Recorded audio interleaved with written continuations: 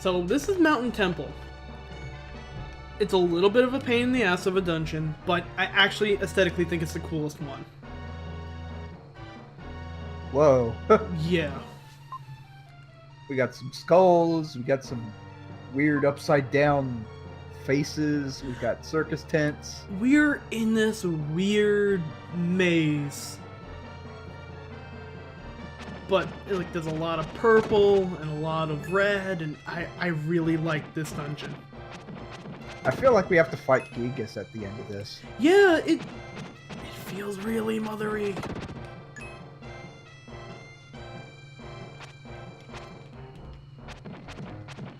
Oh, we got spiders too. Yep. Maybe some bats. Well, Ghosts. we got the Medusa heads pretty much right here.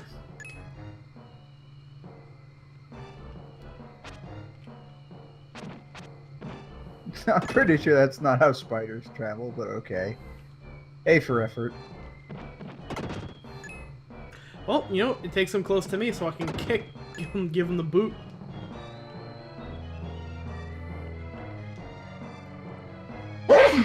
God bless. And there's just like a nice fire in their eye too.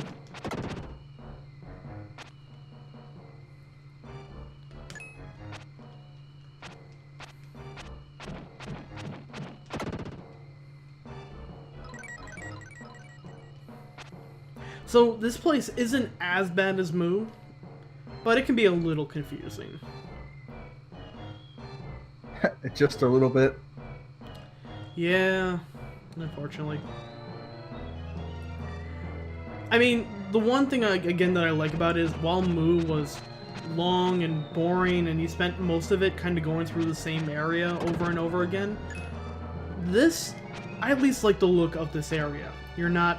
Yeah, this is interesting. You're not spending it with like half the fucking level submerged underwater.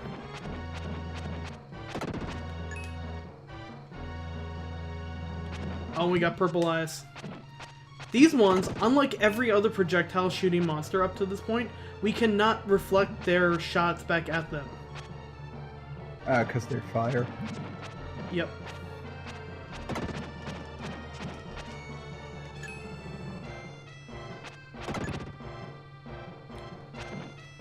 Kind of sad they went with this music again.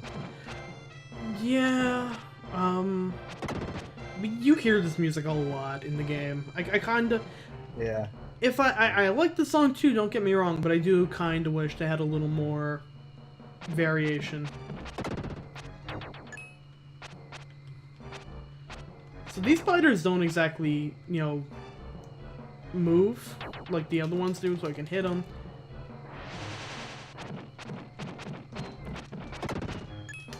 So we finally... We got Nigel Thornberry. We finally... I've been waiting. The first time I played this, I waited to find... like, is there going to be another enemy that uses a flute, and we have to, like, have a flute off? And yeah. Yeah, you do.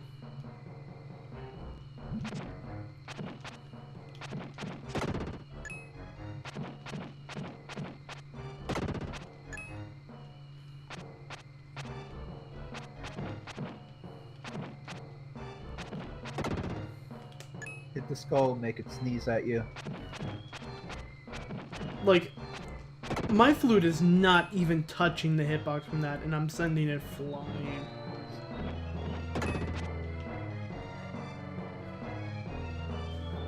This is like one place where it's like, before I go that way, is there anything else I'm missing? And yeah, I'm missing a spider.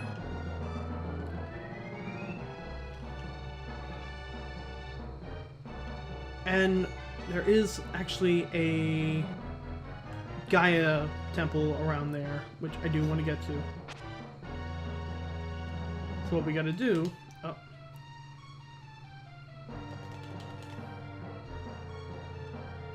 I mean, again, one thing I will say about this, if you're gonna have annoying dungeons,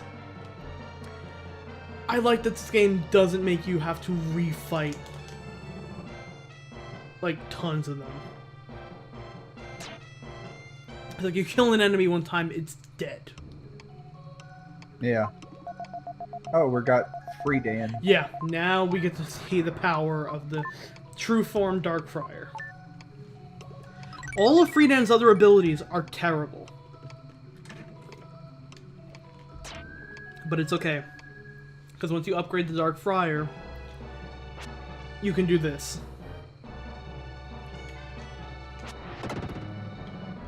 Damn. Yeah. Yeah, So- that's pretty good. So remember I mentioned before that in certain cases you only had, you had, like, a lesser version of that? Uh-huh. If you only pick up the thing from Euro, it'll do that only if it collides with an enemy.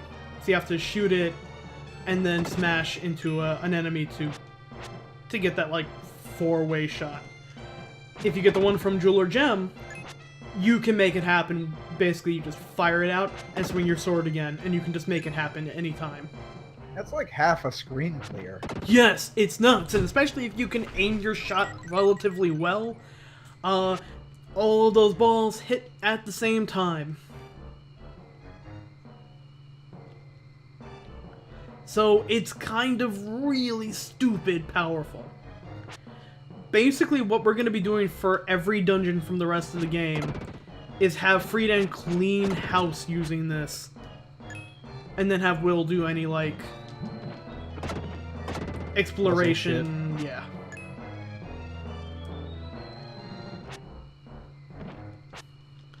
Like, one hit from that. One solitary ball from that was enough to take out almost all of the health of the skull. The same one we had to, like, hit 5 times as well. Also, there's a plant here that hasn't, like, the roots are growing, but it hasn't finished yet. Keep that in mind. I'm guessing that turns into a ramp at some point. Yeah. So yeah, that's another reason why I don't think this dungeon is the biggest pain in the ass. Just because with this Because attack, you've got this, yeah. But what if you didn't have that? if you didn't, this is one of the hardest dungeons. This is like Anmu level, annoying, difficult, pain in the ass hard. With this, the next 2 dungeons become absurdly easy. One stupid enemy is alive.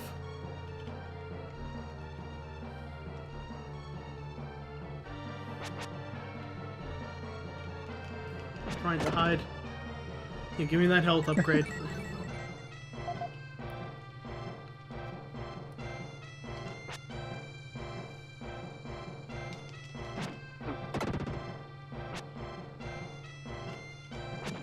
Like, especially those flute guys can hit you real hard. And if you gotta use Will's, like, pretty bad range, like, even if you slide into them, you could kinda see it happen to me when I fought one of them there. Any flames that they kick out, they, like, kinda come into the spot where the guy died. So you're almost guaranteed to get hit. Spider just knows it's coming. He's like, I knew this was happening, I await death. I accept it. Like, I always kind of just wonder of, sometimes thinking about doing this dungeon in like a, all-will category. And, Like a challenge? Yeah, this would be harder than Mu, I think. Just because so many monsters in this. The enemies are so dense, too. They're dense, and so many of them are either ranged or moving, like, towards you. It would be more annoying, I think, than anything. Like, Mu would be annoying, this one would just take forever. I mean, look at that, it just clears them out so fucking hard. And yeah, you do have to come back as Will to get, to, do a lot of the jumps and stuff, but... yeah, we're not gonna be Will just yet.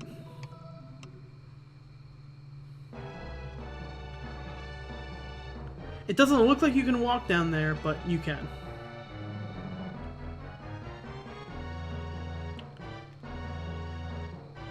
There are some paths that kind of lead to dead ends. Which, nope, this one is not. Right.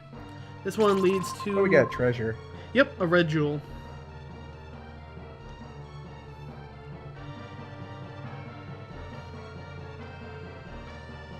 And thankfully that's the only red jewel in this maze, so we don't have to, like, rack our brains trying to find everything else. Oh, by the way, because I think I can make this one as Freedan. Those mushroom tops, fuck it, jump over them!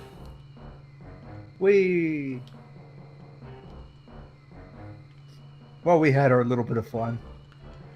Back to work. Yep, I like this dungeon. So we know where we can transform into Will, at least. But fuck it, I still want to clear out as many leftover bastards as I can. Teapot's up there.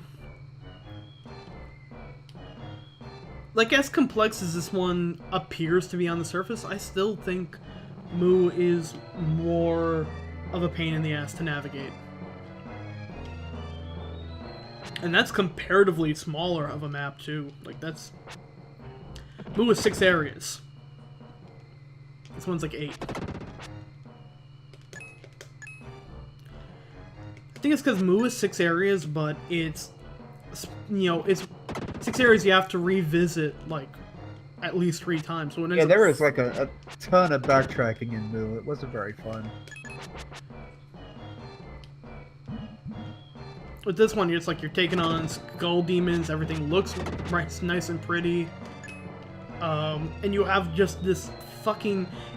I always feel that power-ups and rewards in a game should make you feel stronger and feel, like, rewarded. And this power, which, like, you have to be pretty damn this feels diligent. like... This is almost like, the chainsaw or, like, the super shotgun or whatever in most games. Like, Yep. there was this silent... I can't figure, I can't remember which Silent Hill it was, but, like, if you got to a certain point, like, really fast, you'd get, like, a super powerful weapon. Shit, I feel like I should know that. I know if you beat Silent Hill 2 one time, you can pick up the chainsaw. Yeah, I guess that's what I was thinking. But there's some other game where if you get to a point, like, really fast, then you get, like, a super powerful weapon. That sounds really familiar. I know in Final Fantasy IX, if you beat the game in X amount of time, you got the most powerful sword in the game. Excalibur 2. The sequel to Excalibur 1. The chicken blade. Oh, I passed up the chicken knife. They tell you never pass up the chicken knife. I passed up the chicken knife. I got the brave blade. And a brave boy.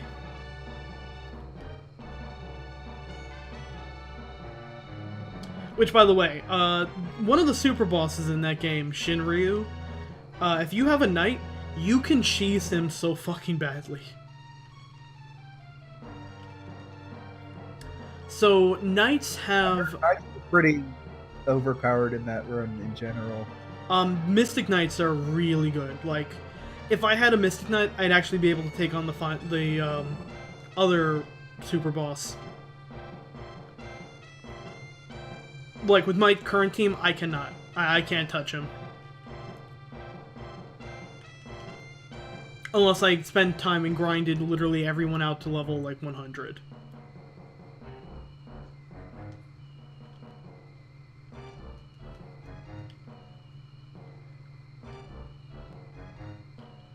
See, I think it was around here.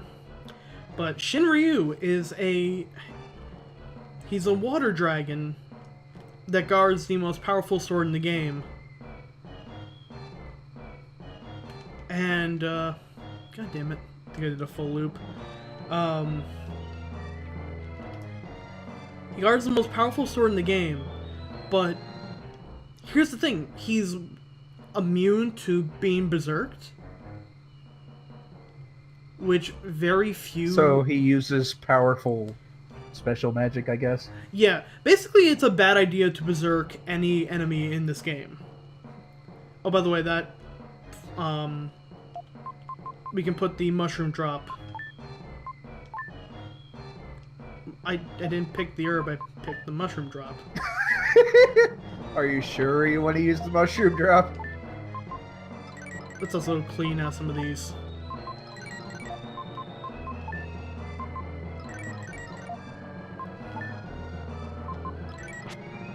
Alright, go to the jeweler's and a quick shine of light. Also, send this to Adam too.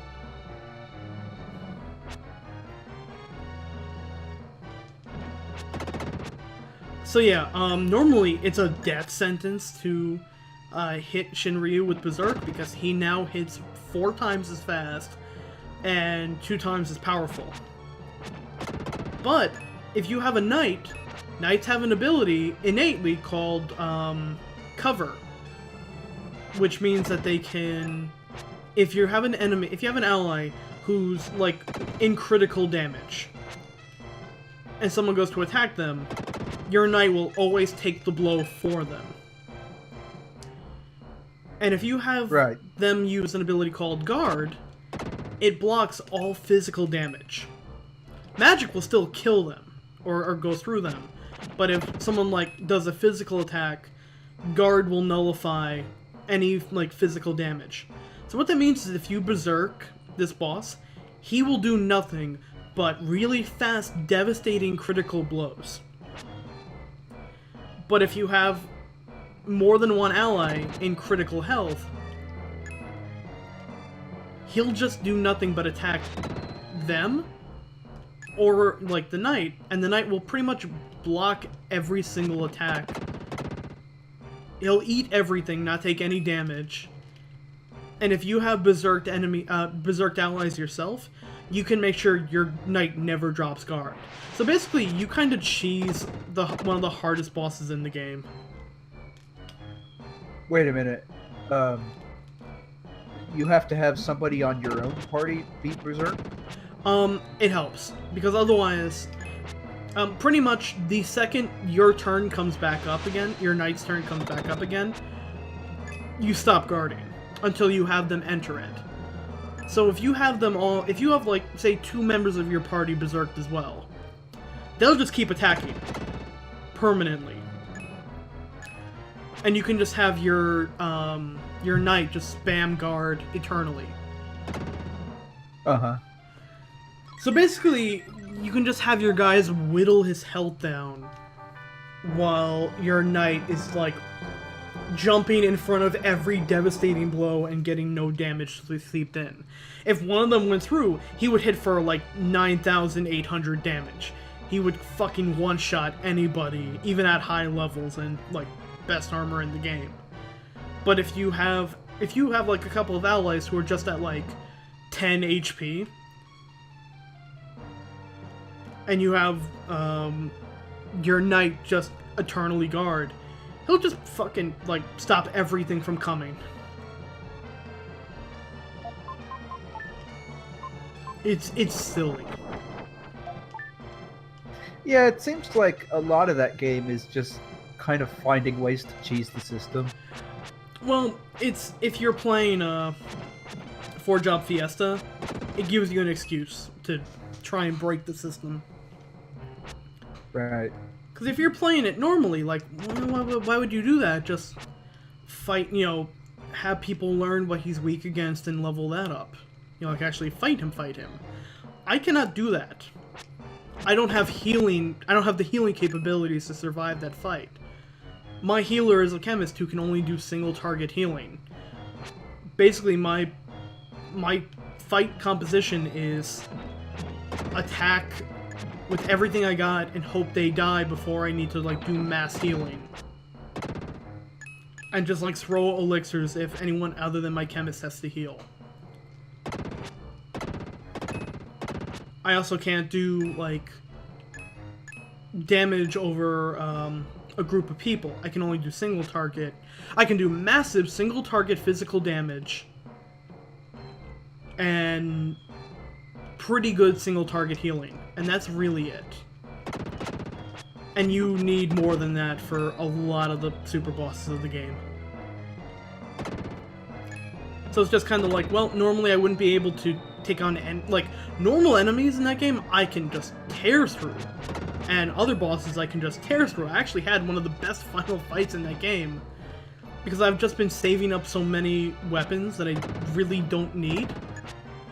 And I just had my ninja stop berserking for a change, and literally just reach into this bag of like 35 weapons and just chuck every single one of them at the final boss.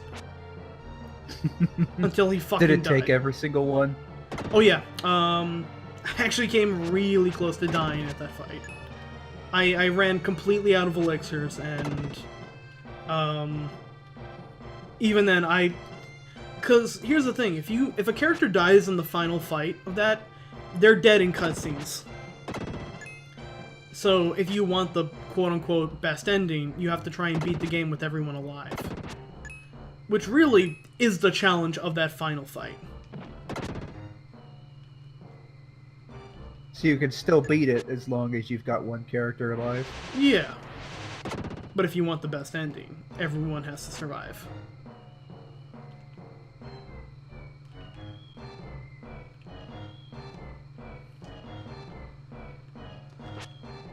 Oh, spider's coming from off screen.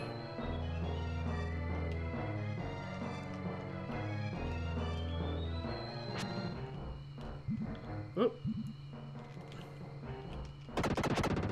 Yeah, I could not even imagine doing this with Will.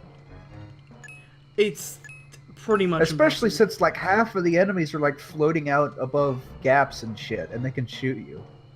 Look, the game kind of hints that it wants you to use Will at several points, like, hey, here's a Gaia thing so you can transform into Will. And it's like, I don't want to be Will. Also, there's like because most of the time the background is completely obscured by the mushrooms you're walking on. Look at stuff like that little, like, budding spore of a mushroom in the bottom, like in the background. I think that's, like, a lot of really cool little touches. Mm-hmm. Oof. It's the mushroom drops. I love how long, like, all this text takes.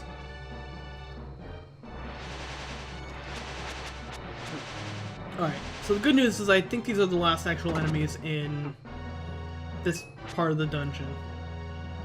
So It looks like we're maxed out on dragon points, too. Yeah, with any luck, we are never gonna need those. Maybe for the last dungeon, or the secret dungeon, depending on how many herbs we got.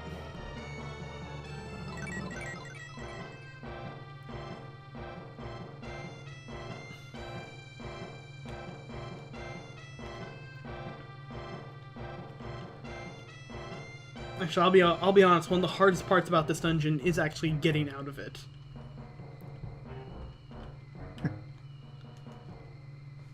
All right, should be the last spot we need to put these stupid mushroom drops on.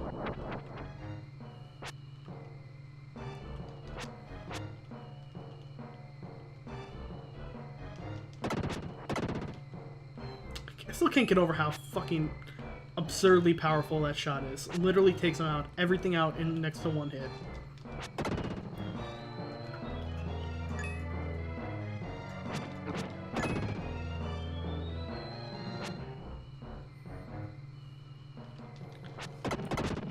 Like, I literally went from in the Great Wall of China, like, Will's the best character, he's got the best moves, to nope, Friedan is the absolute strongest character in the game.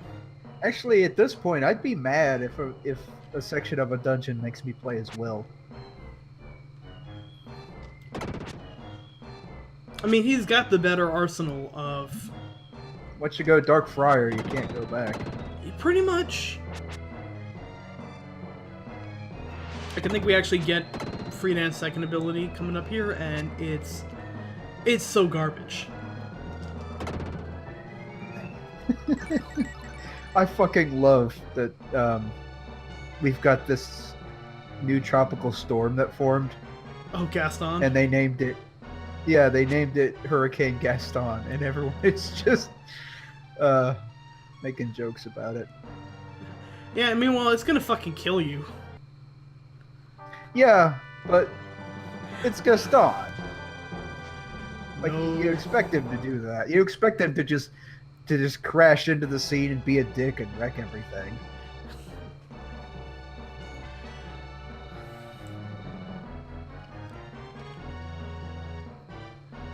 No one blows like Gaston, no one swoons like Gaston, no one cracks my house in fucking two like Gaston.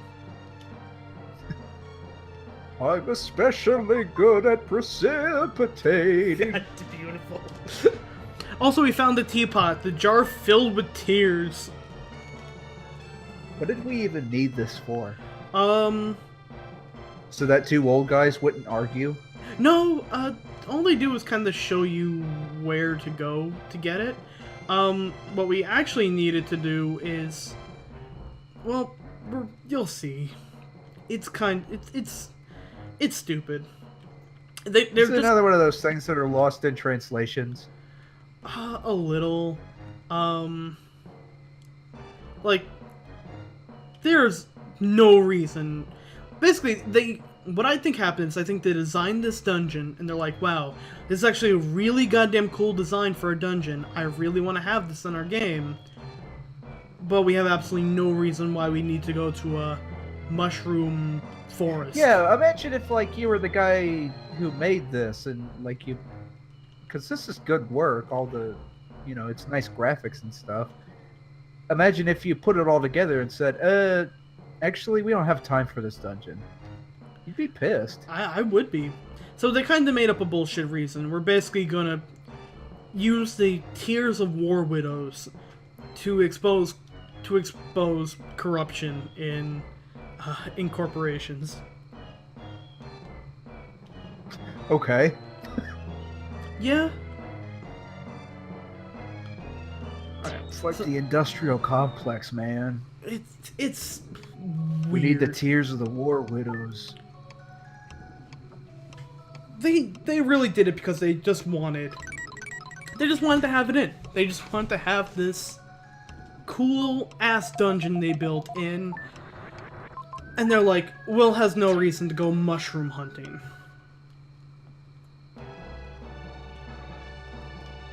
I mean, literally all they really could have done was, oh, someone's turned to stone, and we need mushrooms for them.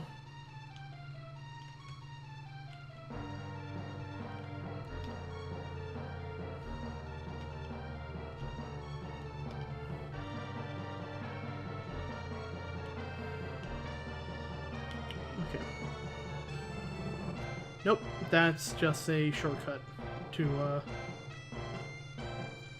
The one thing I kinda wish the guide to this game had was, like, a map. Like, an actual solid map.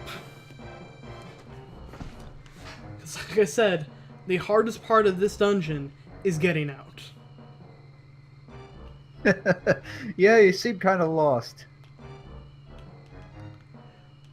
Like, this is the part where you're kind of like, well, everything looks the same. Shit. Yeah, it does. And this is why we want Will, so we can hop on stuff like this.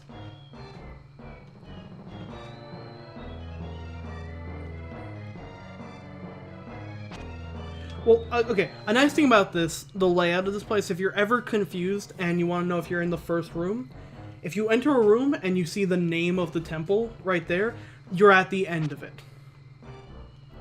Or the entrance, depending on what your perspective is. Yeah, you're at the end of backtracking. Because it's supposed to show you that when you enter a dungeon, like, you know, when you're going in, but it also shows it when you, like, leave.